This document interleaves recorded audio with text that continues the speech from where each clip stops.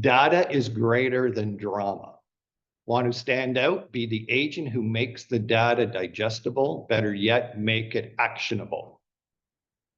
Sending weekly text updates with content. Record 90-day second market video, record 90-second market videos and post them where your clients are already scrolling. Talk local, not national, because real estate isn't one size fits all. Mindset isn't a buzzword, it's your foundation. If you're anxious, your clients will feel it. If you're ghosting your database because you're waiting to see what happens, you're already losing. Okay, and we've talked about sort of the, what are the consumers feeling? And are you on the same wavelength? What are you doing to calm them? What are you doing to inform them, right? Okay, here's what's inspiring. The agents who doubled down during the last market shift are the ones running multi-million-dollar teams today. So what do we talk about? Consistency, right? What are you doing consistently? Okay. In the middle of difficulty lies opportunity. And this is from Albert Einstein. I think he was pretty smart. There's always a reason not to take action. But today, savvy agents know that expired listings are back on the table, investors are circling again looking for deals, and renters are fed up with rising costs and ready to talk about ownership. Think about it this way. When the market feels moody, your visibility becomes your value. If you're silent, clients assume you're struggling. If you're active, they assume you're in demand. So we've talked about that. Like, how often are you getting in front of your database? How often are you putting yourself out there? And we talk about there, right now in this kind of marketplace, consumers are looking for the leaders in the business. Leaders in the business are putting valuable information out consistently, not just one of. Okay. And that sort of ties in to when we were talking about our, doing that YouTube channel. YouTube stuff, right? So markets don't define your business, you do. So whether you're headed for a soft landing, a slight dip, or something in between, the agents who lead with clarity, confidence, and consistency will always come out on top. I don't know, that sounds like our own backyard. Yet, right? You're talking from an article, middle of the United States. Okay? I have a comment. Yeah. So many times when I'm posting on Facebook, many people will comment, "Oh, you're busy," right? Right. And instead of making it ego, I say I'm blessed, rather than so I'm humble. I don't want to make them feel. And sometimes by reposting it, even the souls, I've done that. I didn't say when. I just said sold. Yeah. Wow, things are moving again. Another thing, one of my clients, I told you he was a Mercedes-Benz foreman here in Mississauga. Yeah. He's been buying and selling and flipping properties. So in Silver Creek, remember Burlington? So originally when he talked to me, he said, "Wow, you work everywhere," because I posted one in Niagara Falls, on Welland, Ajax, everywhere. Wherever I've sold, I posted. I said, "Yeah, I'm everywhere. I mean, this is my office outside in my driveway, in the driveway." So he said, "Come and see this property." Remember I told you, and that he renovated it a bit and flipped the property. So otherwise he was going to list it with somebody local, Burlington. And we can be local everywhere these days. Everything is online. Everybody says, "I specialize in Mississauga," or they see our offices in Mississauga. He wouldn't come to Ajax. I have a Pickering listing coming up soon. Hopefully, they just went on vacation. So I'm just saying, like, same way, like you have to go everywhere. You have to go. Don't just do one area, unless you're farming one area, and that's fine. But yeah, anyway. And that is why we always talk about what are you doing consistently? What are you doing on a daily, weekly business? What are you have scheduled? Because the consumers, even though all of us think that our database knows we're in real estate. Yeah. We're not top of mind, right? You have to be active. You have to be communicating with them. And you have to make sure that you're putting out good information and explaining it. right? Again, the whole idea behind that is, you know, there is chaos out there. There's all kinds of uncertainty still. What are you doing to calm? What are you doing to inform? What are you doing to use third-party information? We've talked about using, you know, the market data, using economists. What are you doing to make sure you're using that to be able to move people forward? Okay, any comments on any of that? No, okay. Now, usually Elizabeth is on this call, but it's actually her birthday today. Oh. So, yeah, so just if you do see a post, just reach out. Okay, here's another article that I found very interesting as well by Daryl Davis, who is a trainer. And it's called Don't Just Ride the Storm, Own It.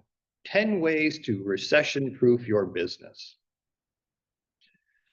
Let's get real. Whispers of a recession are growing louder, but panic? That should not be your plan. Nope, you need to be about preparation. When the market shifts, two kinds of agents emerge. Those who are afraid to breathe and those who get strategic and lean into what works. Here's how to recession-proof your business and build the kind of career that weathers any storm. Strengthen your relationships is number one.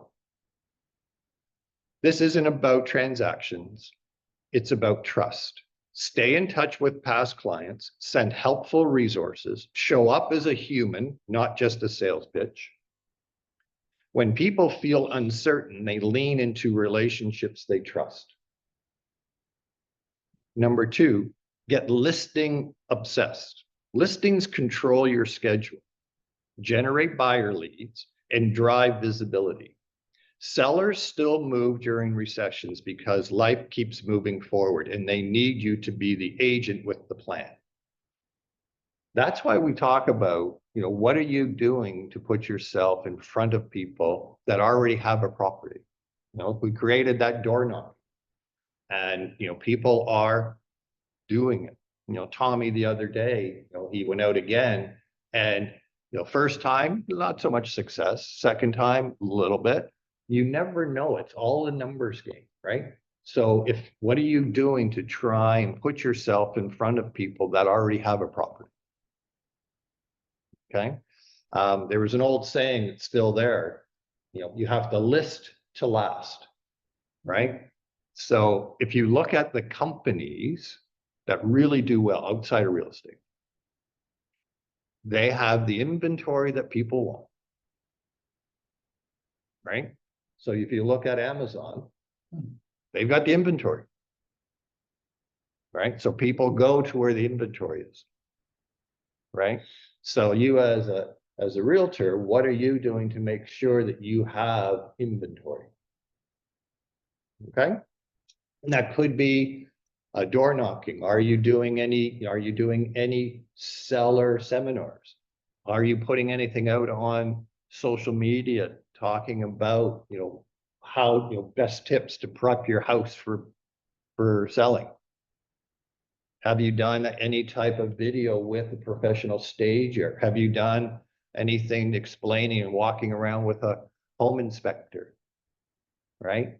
And you can do those things and create information. And first thing I'd be doing is if you're going to build that channel, which we talk about, get that information, then any flyer you put out should have a QR code or a link taking directly them to that channel with all that information. Okay. So if you haven't done that, you should be. Okay. Drop the C word. I like this one. Cash? Stop saying commission. Oh, commissions. Well, it says stop saying commission. Start saying professional fee. Ooh. It elevates the conversation and positions you as a valuable service provider. Communicate your worth with clarity. 4, get hyper local. National headlines don't sell houses, local knowledge does. Track your MLS like a hawk. Know what sold on Elm Street last week and how long it It's sad. Use the data to educate and reassure your clients and database. Diversify your leads. Build your pipeline with FISBOs, expireds, Sphere, Smile Stops, social media, AI tools, anything that brings variety. If one well dries up, others will still flow. So we talk about having a minimum of 3 pillars that you work with. In this type of marketplace, maybe you need to push it to 5, but you need to monitor which ones are working. Okay. Audit your expenses. Cancel the fluff, not your future. Cut what isn't serving you. Keep what supports production, your CRM, marketing tools, and coaching. Think like a business owner, invest where it counts, right? So again, we talk about when you're doing any type of marketing, you've got to track it. And you got to look at your business and go, okay, I'm spending promotional money here. Are you getting the feedback from that? Are you getting the engagement from it? If not, you got to look and say, okay, if it's not working there, what else can I be doing? Or if it is working, and when you look at your past business, where are your leads coming? Where'd your deals come from? You know, my brother runs a really good team, and they were spending tons of money doing online stuff. They got a few deals from it, but he analyzed his business. 90% of his business comes from past clients and referrals. So what they did is they took the money that they were using for online leads and really upped their social media stuff. They hired a professional videographer. They're now doing blogs. He's now doing live interviews with all different professionals. They went out and created a complete room with their logo and professional mics and all that. Just by doing that, he's added 1,000 people to his database. People that are engaging on all his stuff. Even people that in his database that he thought he was in contact with, they've actually now got their family members subscribing and connecting because of the information he's putting out. So basically what you got to do is look at where, if you're spending money, is it going into the right spot? And you all need to have an advertising, a marketing budget. Okay. Whatever that is. Be the market expert. Your clients don't need more fear, they need facts. Know the trends, understand mortgage shifts, stay educated, be the calm voice in the chaos. Offer solutions, not just signs. Show up with answers, not anxiety. Recession means tough decisions for clients. Offer creative strategies. Local lender referrals and real guidance. Your calm becomes their clarity. Stay loud, stay seen. Visibility builds trust. Keep posting, host events, be in newsletters, videos, community boards. The agents who shrink during recessions vanish. The ones who show up, they get hired. Okay? Guard your mindset. Fear kills momentum. Stay plugged into positive, progressive, focused communities. Surround yourself with action takers. Every shift brings opportunity if you're mentally ready for it. The bottom line is that recessions don't end real estate careers. Inaction does. The agents who rise aren't the lucky ones. They're the ones who get serious, get strategic, and get moving. Really good points, right? And we talk about it when we talk about it. And again, it's a matter of having a plan, like you're running a business. Okay. Any comments on any of those points? I was taught all that back in the 80s. Yeah. Lives to last, all this is all refreshing. Yeah, To right. hear again. And nothing, We forget things because, yeah, you know, right. life takes over. Again, it's nothing, there's no magic to this business, right? It's how visible are you? What information are you providing? Can people find you? You know, are you being the person that is presenting and providing guidance? Right? That's what they're looking for. This is a relationship business. The real estate is just a byproduct. And you have to be on top of it. As soon as you get a message, a lot of agents take hours or even regular messages, like, they will take hours to reply or a day. Yeah.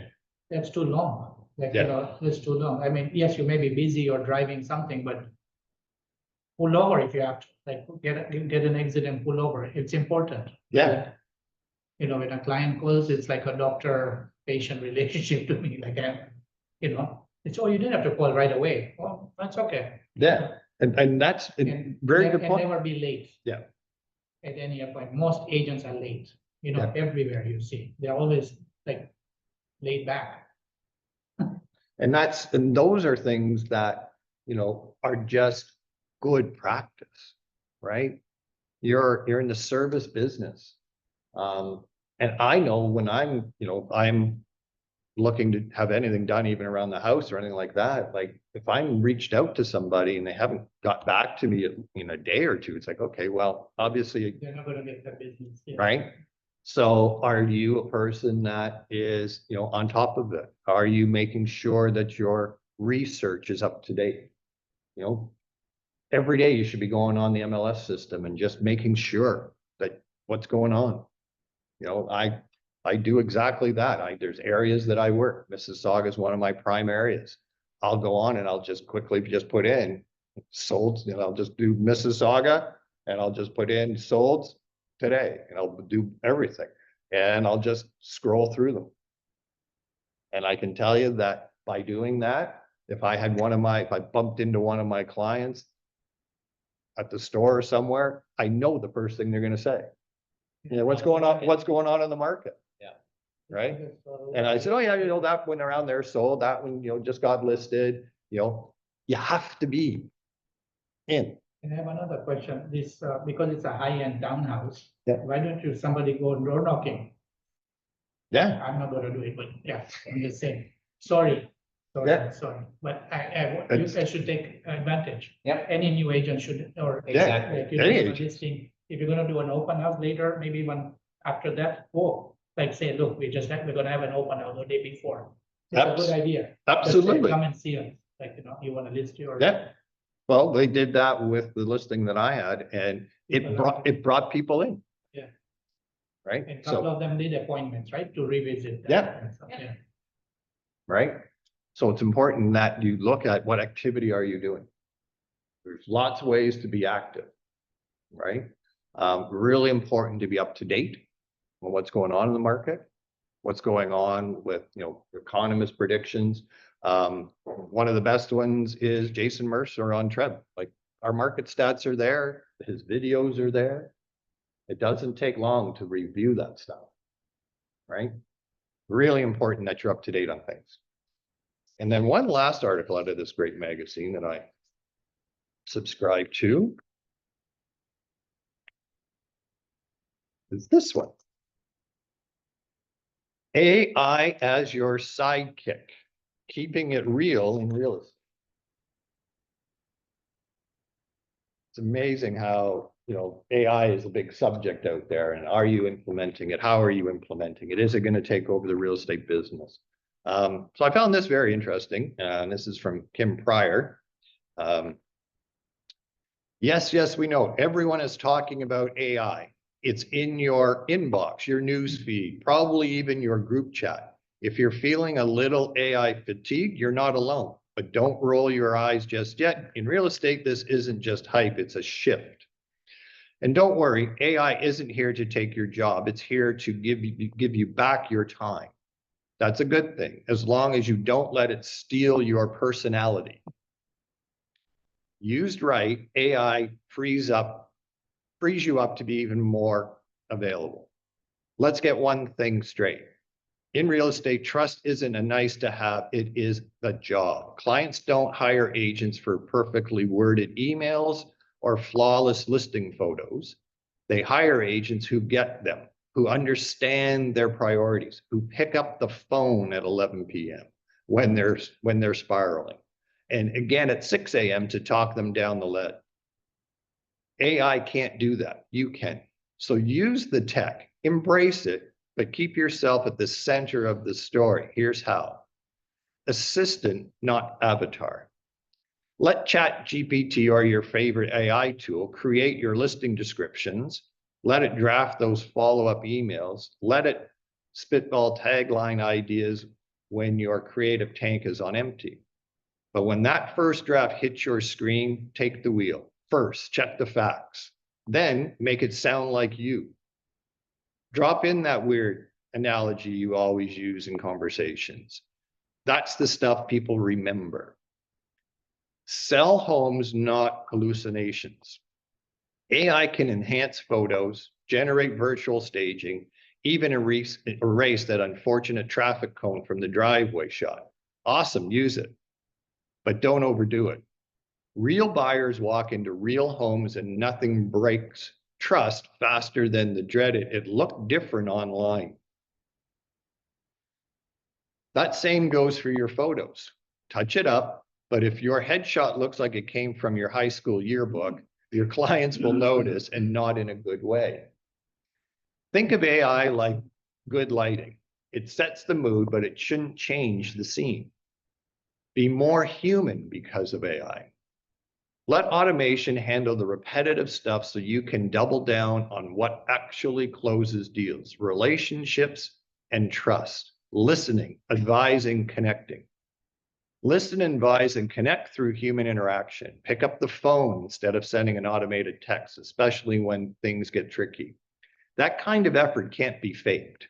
And in a world of bots and auto replies, real effort really stands out. 4 ways to use AI without losing your magic. You use AI as a springboard, not a script. First drafts, then yes, final say is yours. Speak in your own voice. If it starts sounding like your evil twin, rewrite it. Keep it real with visuals and messaging. Enhance, don't mislead. Double down on human connection. AI gives you time. Use it to build relationships. AI is like the perfect assistant, insanely helpful, always on, works even when uncaffeinated, but you're the main event. Your instincts, your empathy, your quirky jokes, your thoughtful follow-up, your unique edge. That's what clients remember. That's what builds trust, and that's what no tech, no matter how advanced, can replicate. So automate the boring stuff, use the tools, but when it comes to the heart of your business, don't hand the mic to the robots. Keep it smart, keep it efficient, but above all, keep it real. Again, good points. So if it's great to use the tools, whatever tools you're using, but make sure it's you, right? Because it's a relationship business. Really important, absolutely, to use tools, to use that kind of stuff, use systems, but make sure it's you. And people, it's all about relationships, right? So make sure you're also digging into, you subscribe to anything that is going to give you positive information about what's going on in the marketplace, what's going on just with, there's some great people out there that are doing, mindset stuff. And so important that you keep informed, keep positive. And the best way to keep positive is to track your numbers, track your activity. When if you look at your daily and weekly numbers, you're going to know that business is going to come. But if you're not doing and not tracking, it's not magically going to happen. Okay. Anyways, I wanted to share some of that stuff because, again, the real estate side is global. Okay. So even with our friends in the United States that are going through a shift in the marketplace as well, same thing we're doing here, same thing that's happening in, BC, out west, anywhere there's real estate going on, there's no magic to it. It's, what are you doing to put yourself out there? What are you doing to make sure people are informed? And then just track what you're doing. Stuff will happen. Okay. Okay, who, questions, thoughts, input? Have I scared everybody? Right? Because it is important to make sure that you're tracking your stuff. Okay. And I know Nancy does that very well. She has her plan, she has her marketing, she does her follow-up, and she's busy. Right? You can talk, I'm listening. I have a listing appointment after this meeting. Good. And it was Great. actually really cool. She called me yesterday and she's like, I want to sell my house. And I'm like, okay. She's at 31 Park Street. And I'm like, oh, by the doctor's office. I said, so it's a bungalow about 1,300 square feet. She's like, yeah, how'd you know that? Doing your homework, right? Wonderful. And that's why, right? That's why we had a call come in the other day. They called the office and they weren't sure who they were, making sure it was the person they were trying to get. So they put it to me, as they do if we can't find out who it is. So I called the lady and I said, yeah, Scott Gilmer, Realty Executives, you called the office. You wanted to talk about, your property. She says, yeah, and I could tell it was an older person. And she basically just said, yeah, I was trying. Is this Tina Klein's office? And I'm going, absolutely, yes, it is. How can we help you? I can get Tina to give you a call. She says, I haven't seen Tina in a while. It's been, well, probably 15 years that I've been getting her stuff. Okay, I'll have Tina call you right away. I called Tina. I just sent you somebody that has been getting your stuff for a while in Etobicoke, wants to sell their house. Perfect. No magic, right? Put your name out there, put it out consistently, be involved, go where people can find you, and business will happen, right? So anyways, so if you've got to have a plan. Now we're here to help you put it in place. Yes, Nancy? Elroy, surprise, we have a listing coming. The Crystal Cave is going on the market soon. When is that? They're looking at 5 acres in Unorganized, which is just north of here. As soon as I can figure out how they're going to purchase the 5 acres, Elroy and I will be listing their business, and it has to be a co-list because he's better at commercial than I am. It's a big property and it's Great. a local business. I sent the link to Michelle yesterday. Super. Okay, how did those clients come about? Oh, they're friends of mine. I've known them for years. Relationship. Oh yeah. Perfect. Great. Okay. Thanks for the heads up, Nancy. Oh yeah, you know what? Surprise. I don't know if you know the Crystal Cave at all. You've probably Name rings a bell. driven by it. It's just before South River. Oh, okay. So Great. surprise. And that's right. And that's what it is. Just being involved, being out there. Hey, Steve, what's going on in the Ottawa market? It's up and down. It's depending on the market segment, it's doing well. More affordable homes are selling quite well. Okay. Townhomes, semi-detached, smaller singles. The higher end market is a little bit tougher right now. Right. Okay. And how are you? You've been doing very well getting listings. Is that all past relationships? No, not really. It's a lot of it is referrals from other clients. Okay. So, also is the word of mouth from I've been in the business for a little while, so my name, it gets out there. Good. Also it's I build a lot of trust. Some clients, like some listing, I just listed and sold a farm, but I've been nurturing that lead for 2 years. Right. Okay. So, I've met those clients 2 years ago. We did a CMA 2 years ago, updated the CMA a year ago, updated the CMA this spring. gave them pointers on what to repair, what to do.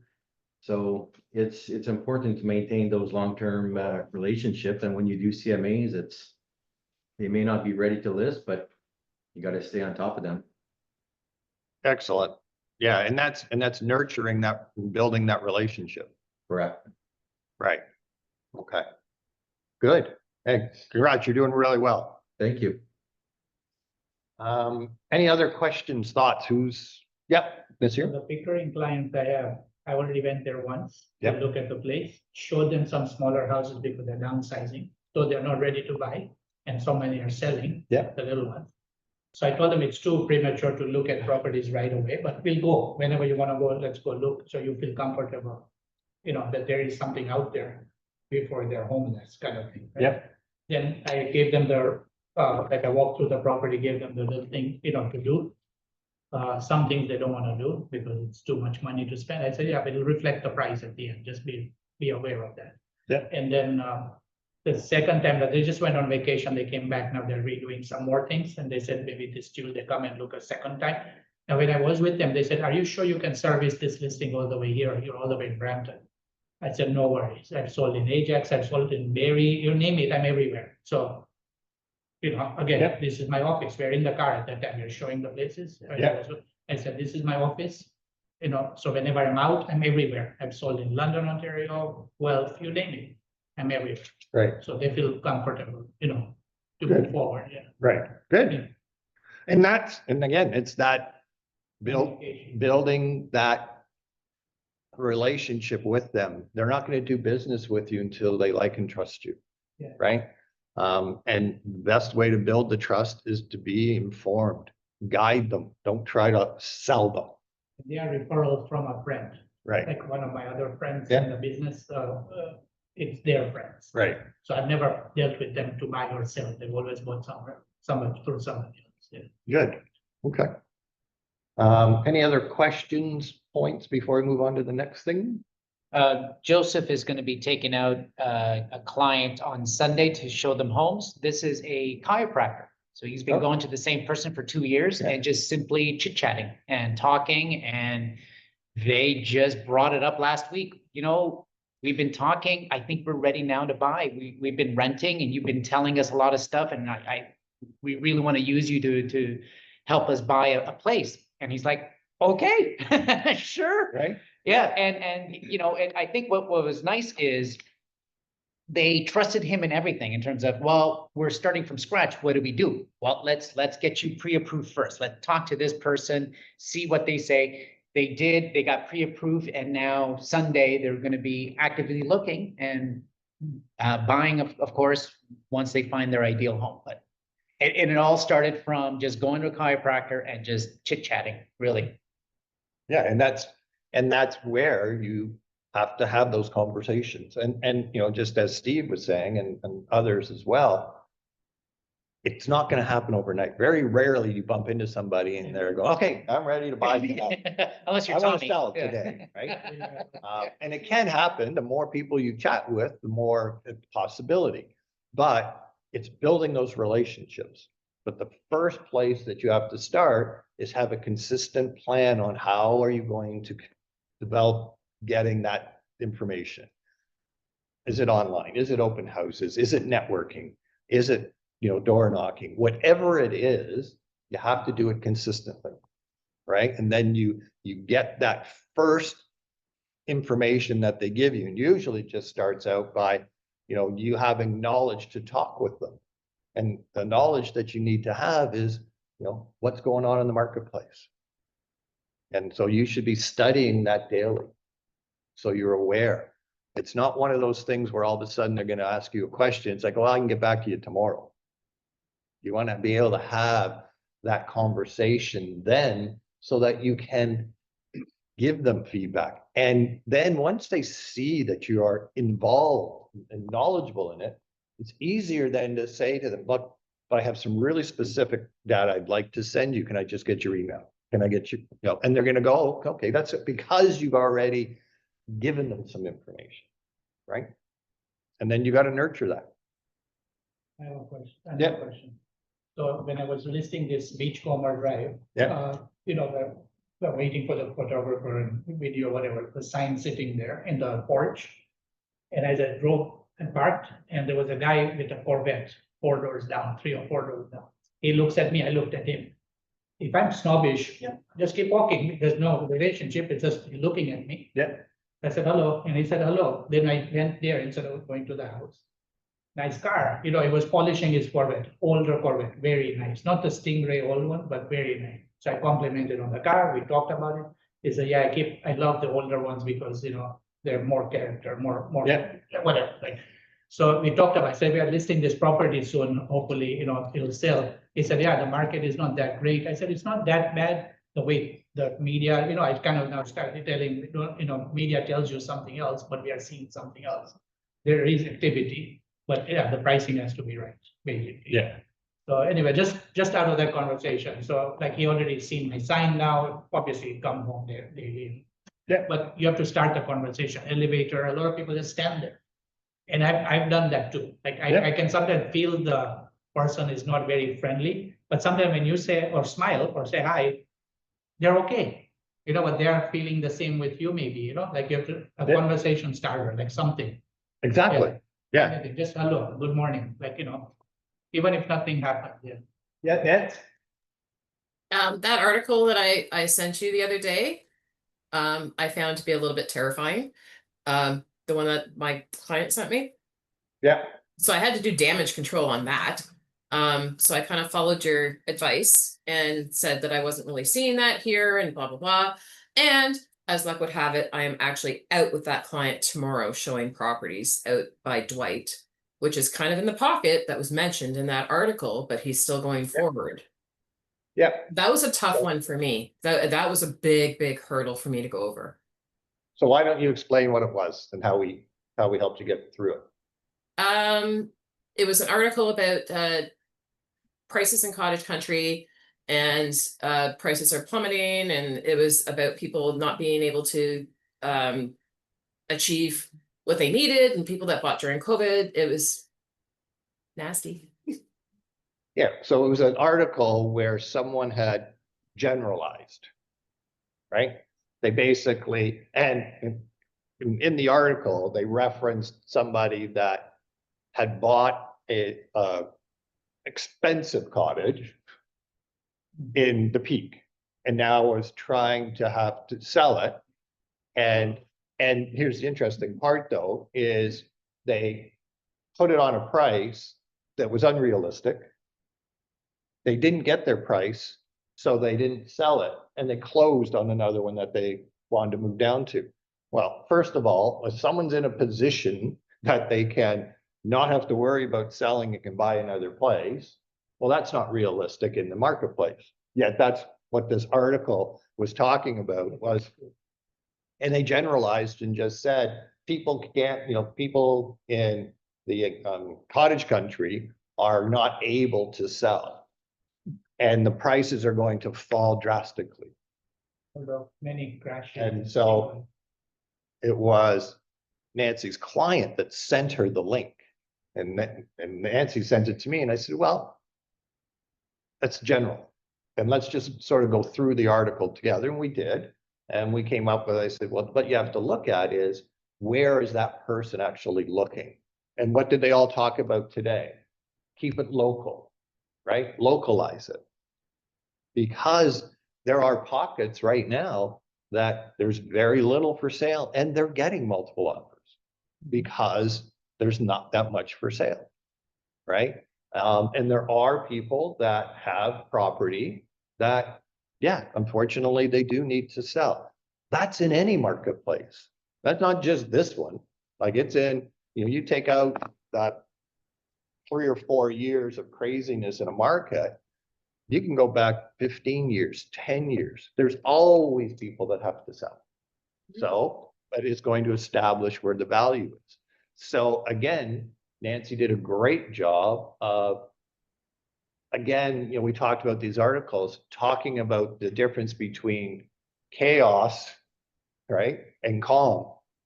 And through outside influences, her buyer became, what the heck, what am I doing? And I think Nancy did a great job of calming her down because you localized it. And I think and that's great that she's now realizes that there's opportunity as a buyer.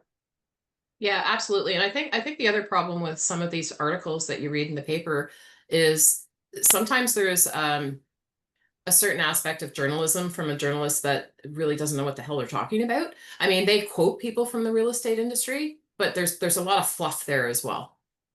Yeah, exactly. So that's why you, as the realtor, need to be calm. You need to be informative. You need to be up to date. You need to be making sure you're up to date. And you always have to let them know, any client that you talk with, you know, always say to them, look, there's all kinds of different opinions on what's going on in the marketplace, right? All kinds of different opinions. But there's one thing I can certainly let you know is all the information I have, all the research I do, all the experience in my company, we analyze this daily. And I'm going to share all of that information with you. I'm going to guide you through every step of the way. Right? That's how calm you have to be to let them know there's opportunities in this marketplace. And many times people have told me, I've heard that the market's going to crash. Yeah. So I always tell them, if you go back to 1991, yes, it did crash, but the rates were 18%. Right now, even if the rates never drop and stay where they are, chances are they're not going to go to 18, Yeah. number one, but nobody can predict that, I said. Like, it's not that I'm telling you written in stone that they won't go up, but as long as they maintain the rates at least reasonable, the market will be stable like back in the 80s, like it'll go up 4 or 5% a year instead of 10% a month or some stupid number, which was not a good thing that happened. Exactly. So you're using historic data to show what's going on, right? And be able to explain that. So good job, Nance. We'll wait and hear what you sell her. Okay, so we had. One sec. For the record, this is a client that we got from the Cottage Life Show. Very good. Excellent. Cottage Life Show. Oh, Yeah, from the Cottage Life Show. So again, you put yourselves out in front of people. Yeah. Right? And you were able to communicate. You guys did a great job putting out information. You didn't sit behind the little table and you keep your head down on the computer. You guys got out from behind the table, right? You started engaging with people. So good job, right? So you were building that relationship. People felt comfortable. You were providing, good information. So well done. Okay, Michelle, you want to talk about your YouTube stuff? Oh, I can go? Okay. So we did, Michelle came up with a great idea, and after we discovered through, doing my research, we discovered that YouTube is a place where consumers go a lot, like number one. So, Michelle came up with this great idea to do a YouTube channel for everybody or contest. We've had, people did get engaged, and I did a little bit of research on, behind the scenes to see what was going on and did my own little analysis. So a couple of things that I discovered, and if you participated, great. If you didn't, here'll be some tips for you. The one thing I did notice is that people that did participate, not all of them, very few of them actually, went and redid their bios, redid their contact information. What I discovered is, and I went in as a consumer, I basically just Googled their name and tried to see how I would find, if I was a consumer, how would I find their YouTube channel? Okay. What I discovered is we had 5 people do it. One of them did go back and made sure that in their contact information, in their website, in their bio with Realty Executives, their bio with realtor.ca, their information on the board, they added in the YouTube social media link. Most of them had their Instagram, Facebook, but only one added the YouTube. So what that tells me is, please go back and check wherever you have your bios, wherever you have your contact information, make sure all of your socials are there. And it's all up to date. Because as a consumer, Michelle has done the audits, right, on people. And you want to make sure that the consumers can find you. So just go through and make sure, one, that your socials are all connected to that. Because first thing I'm doing is, as a consumer, I'm just Googling the name, right? And then once I click on it, I want to be able to find it. So 1 out of 5 had done that. The other thing that so if you haven't done that, make sure. The other thing that I did notice is when you're doing your videos, make sure you link them, okay, to where they're supposed to be. Lots of times I noticed people do the video, but they didn't actually, they post it, but they didn't actually connect it to their channel.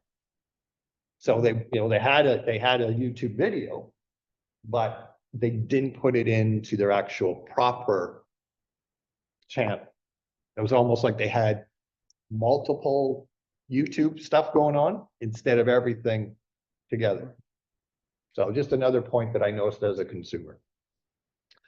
The other thing is the ones that I found to be the best were the ones that had information, not just home tours. Okay. So it was interesting to see that when we talk about how consumers use YouTube, they put in information, request information, they'll find a channel that provides and continuously provides information, right? Not just showing stuff, right? Not just showing stuff. The other thing I noticed is good channels will always, the people that run them will always have a very short introduction talking about what you're going to get out of watching this particular session. The other thing they do right away is talk about other stuff that they have on that channel and to subscribe, and you'll see them, right? You'll absolutely see them point down, subscribe or like. Okay, on the ones that I analyzed for the competition, that was one thing missing that I noticed. Okay, so if you are going to be doing videos, and you should be, and you are going to be on YouTube, don't mind me, that's just the mic,